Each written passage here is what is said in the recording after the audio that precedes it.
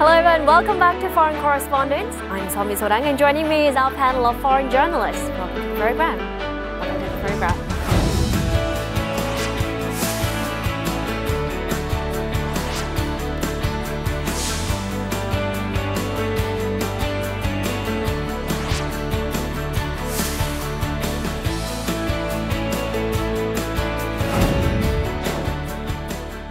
With just 5 days remaining, Pyeongchang 2018 Winter Olympics is entering its final stretch. So what were some of the most interesting articles that you've read this past week? Oh, there were a lot of interesting things. I've been watching Russian TV, right, and it seemed to pick up on a story that could be insignificant for you, but it's a big deal in Russia. That is, they found an American guy who was cheering for the Russian team, and he gave a very good interview why he is supporting Russia, and he said that he feels sorry that not so many Russian supporters could come there, right. So he decided just to cheer up for Russia.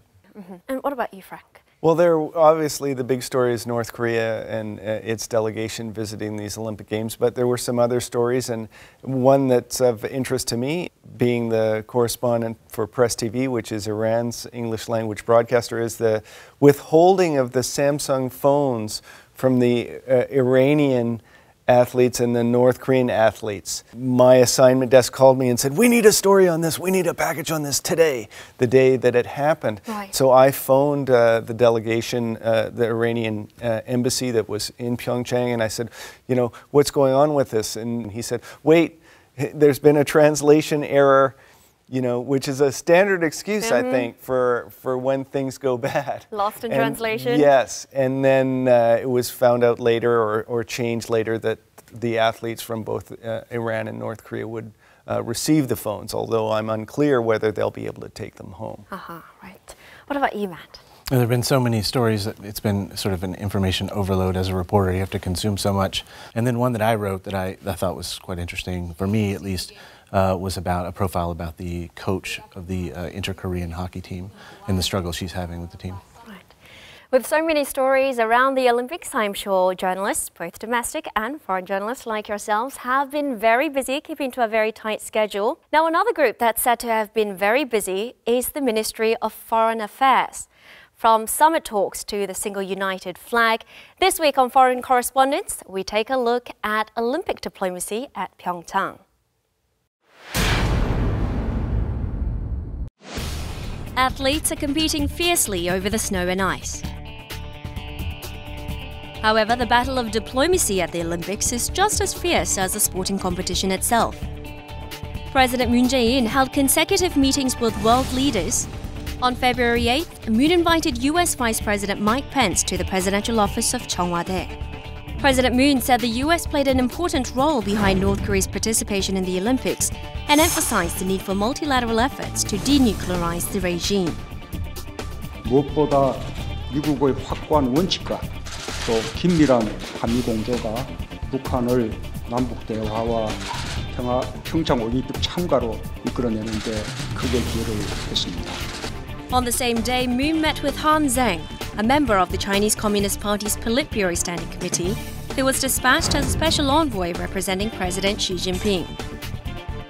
남북 대화가 북미 대화로 이어지도록 중국 정부가 더 많은 역할을 해주길 바란다고 말했습니다. On February 9th, the day of the opening ceremony, President Moon held a summit meeting with Japanese Prime Minister Shinzo Abe. The two leaders expressed different opinions on the comfort women issue as well as the North Korean nuclear issue. 역사를 직시하면서도 또 국민과 함께 지혜와 힘을 합쳐서 양국 간 미래지향적 협력을 추진해 나가고자 하며 未来志向の新たな日韓関係構築に向けて率直な意見交換を行いたいと思います。The Pyeongchang Winter Olympics is a global sporting event that has grabbed the attention of spectators across the world. But the battle of diplomacy at the event is even hotter than the sports competition itself.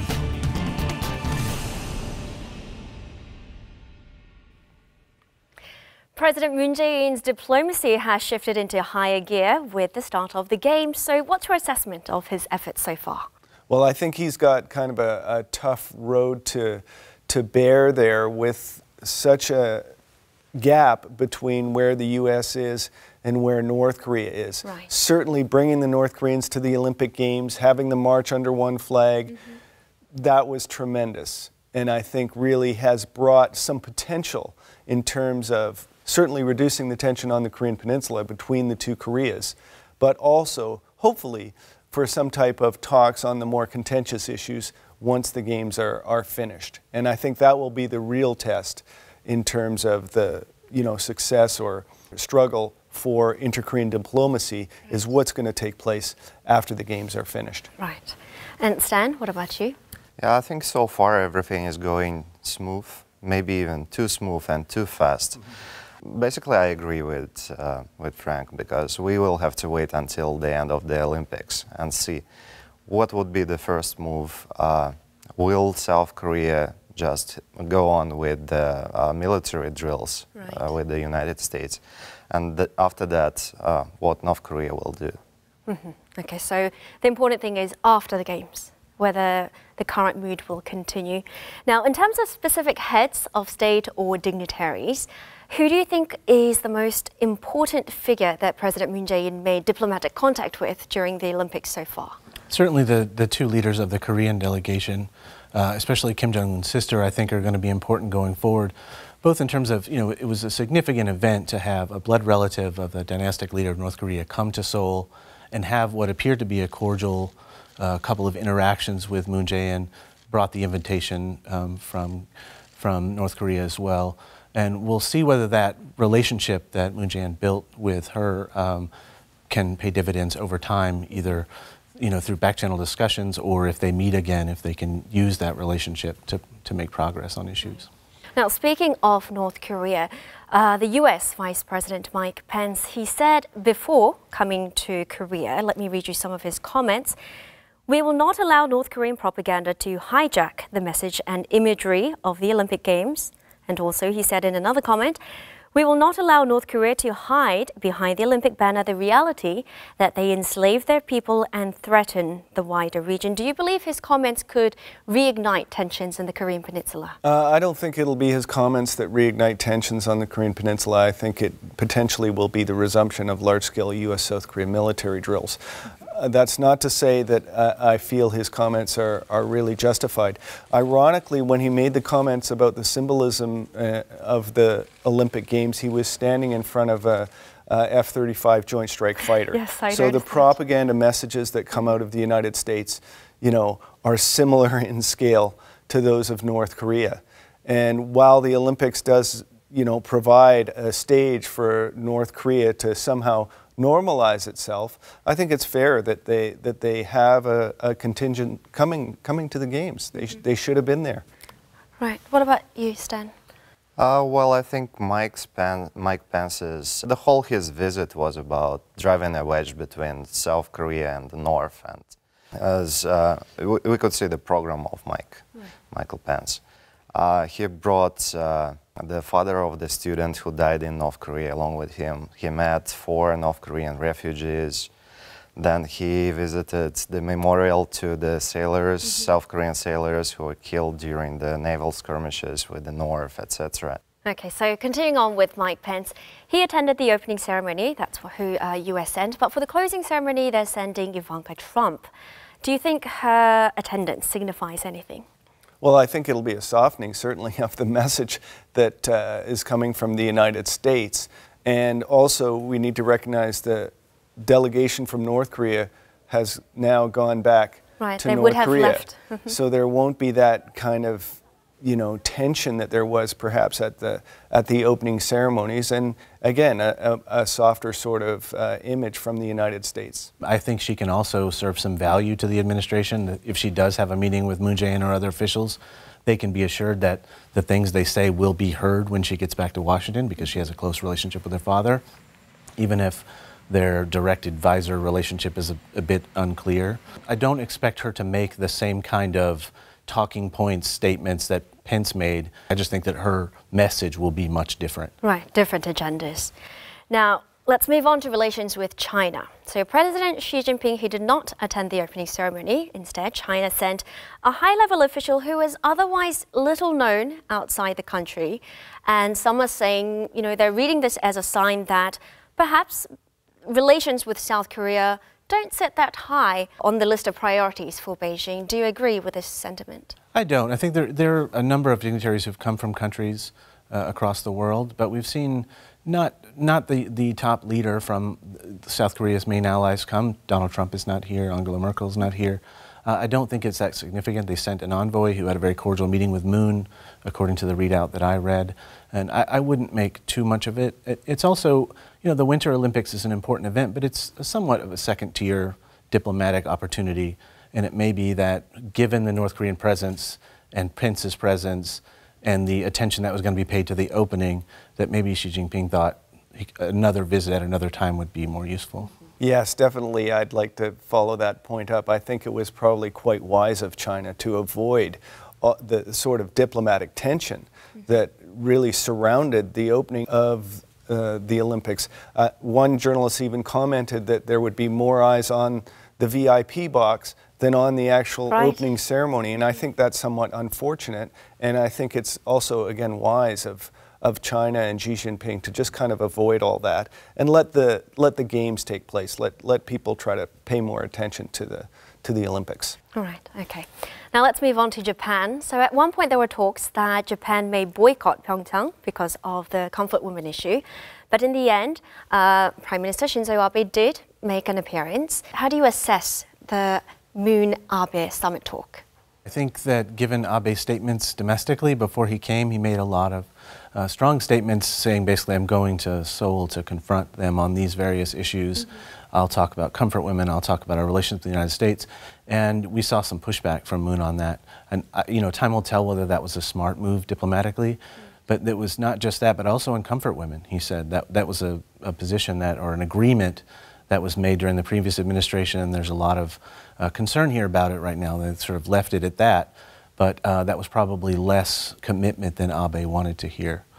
I think the South Korean government needs to recognize that if it's going to pursue engagement with North Korea, that it's going to have to pay the price diplomatically with some other countries, particularly the United States, and to a second degree, Japan. Japan's relationship with the United States, being both very conservative leaders, is narrowing. Their relationship is getting a little bit better, and definitely there's some space between Washington and Seoul. What you see with Abe and his trip here, I believe, is he's exploiting that space and feels a little bit more freedom to push South Korea on issues that maybe he wouldn't if, again, there was less space and a closer relationship between Seoul and Washington. Right. You mentioned the price that Korea would have to pay to neighboring countries, Japan and US. What about to China? I don't think that they'll really pay a price to China too much for engaging North Korea. I think China probably supports that quite a bit. There are definitely issues between Seoul and Beijing, but I'm not sure that North Korea is one of those issues. Right. Okay, so we looked at the US, China and Japan, but perhaps the most important or perhaps the most significant guest for the Moon Jae-in administration was the delegation from North Korea. So who are they and what kind of significance did their visit have? Let's take a look. The Pyeongchang Winter Olympics provided the Moon administration with an opportunity to sit down on the negotiating table with a crucial opponent. At around 1:50 p.m. on February 9th, North Korean leader Kim Jong-un's private plane, carrying a 23-member delegation from Pyongyang, arrived at Incheon International Airport. Among the delegation are Kim Yong-nam, North Korea's official head of state according to its constitution, as well as Kim Yo-jong, North Korean leader Kim Jong-un's sister. President Moon Jae-in held a lunch meeting with the North Korean delegation on February 10th. Kim Yo-jong, who was sent to South Korea as a special envoy for North Korean leader Kim Jong-un, also delivered a message to President Moon requesting him to visit North Korea. President Moon responded by saying both parties should work towards this goal by creating the right conditions. However, the US has taken a comparatively hardline stance despite North Korea's call for dialogue. Vice President Mike Pence, who arrived in South Korea to attend the opening ceremony of the Pyeongchang Winter Olympics, toured an exhibition of the Yeonpyeong Island attack, as well as the Cheonan Warship Memorial. He also met with a number of North Korean defectors. Pence's activities reflect his intention to send a strong message to North Korea, highlighting the regime's military threat and human rights violations. Japan has also refused to let its guard down regarding North Korea. Prime Minister Shinzo Abe, following his meeting with Vice President Mike Pence, warned the international community not to be deceived by North Korea's, quote, smile diplomacy. China, on the other hand, reacted positively to North Korea's proactive behavior. At a regular press briefing on February 7th, China's foreign ministry said the Korean peninsula is showing rare signs of easing tensions and hoped that dialogue between North Korea and the US could help in drawing up a political solution to the crisis. This week on Foreign Correspondents, we sit down with our panel of experts to talk about the meaning and impact of the North Korean delegation's visit to Pyeongchang. So North Korea has dispatched Kim Yong-nam and Kim Yo-jong as part of its high-level delegation. Do you think this is a sign that North Korea wants to engage in dialogue with the US? I'm not sure if it means that they want to engage in dialogue with the US, and I'm sure that they aren't interested in engaging with dialogue with the US under the conditions that Washington wants. And I think that's really the problem here. The two sides are willing to talk to each other, but they have conditions for those negotiations to take place. The U.S. wants to see North Korea put its nuclear weapons and missiles on the table for those negotiations and agree that they're going to work on denuclearization before they sit down at the table, whereas North Korea is of the mind that they want the U.S. to recognize them as a nuclear power. Neither one of those things is probably going to happen. So for negotiations to take place between the two sides, there's going to have to be some compromise. Yeah, and that's the interesting part of this, is that neither side really seems like they're going to be willing to compromise, so I don't see how we go forward. I don't think the fact that they came here signifies in any way that they're ready to talk to the United States. I think that they just were trying to freeze the pressure a bit and coming to the Olympics, you know, in addition to getting to participate in the Olympics, which is a great thing for them. It takes the pressure off probably for most of this year, maybe. Just talking to Moon does that. Now, are you concerned that North Korea's participation in the Games could weaken and undermine sanctions imposed on North Korea? It's not currently undermining the sanctions, but I think we can see some movements towards that point. We could hear them saying something about relaunching the Kaesong industrial complex, which would obviously be a breach of the sanctions. But on the other hand, I think Moon Jae-in dealt well with that, and he didn't promise anything concrete. As Kim Jong-un's sister urged him to come to the North Korea as soon as possible, but at any convenient time. And there would have to be some conditions for that. When the conditions are right, then he would come over.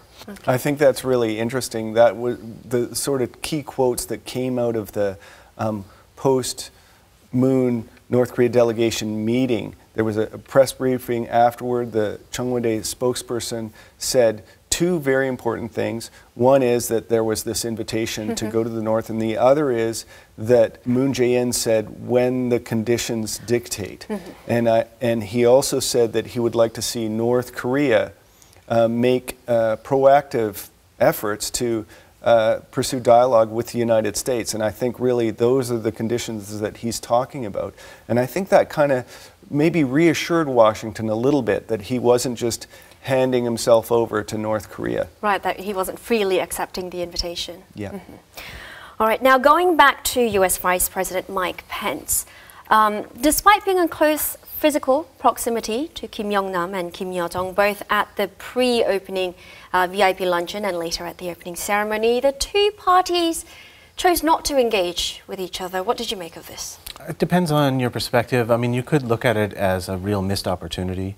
Other people think that it made Pence look small, to not acknowledge their presence, to not stand when the joint team walked by. That caused a little bit of a diplomatic uncertainty. I agree with Matt on this a little bit. I think it was really, he was put in a difficult situation, I think, Mike Pence. in terms of the positioning and things of the VIP meeting and being placed in that kind of proximity with the North Koreans. I think he was really in an untenable situation. He ended up looking bad in terms of being stony-faced and seated when the unified team came in. But if he stood up and cheered and clapped with a video of the North Koreans cheering and clapping behind him, that probably would have played worse for a different sort of constituency. Right. So I thought that perhaps even Moon Jae-in might have placed him in a difficult position, kind of, without really thinking all of that through. Right. In terms of maybe a bigger VIP box where they could have been seated further apart or something. I'm not sure that was very carefully coordinated. Apparently Pence had the option of actually leaving and viewing the opening ceremony at another place. And to be fair, we could ask, well, the North Koreans, they could have approached Pence. Why are we just putting the pressure on Pence and saying, why didn't you approach them? The North Koreans could have approached them. And Pence actually, not himself, but a spokesperson for Pence said, had they approached him, he would have gladly shook their hand or, said hello. What do you make of that statement? I don't think that would have happened anyway. Besides, North Korea, just before that luncheon, maybe a day before, they said that their delegation is not going to have any contacts with the United States and they're not planning to do that. Mm-hmm. And North Korea also said that they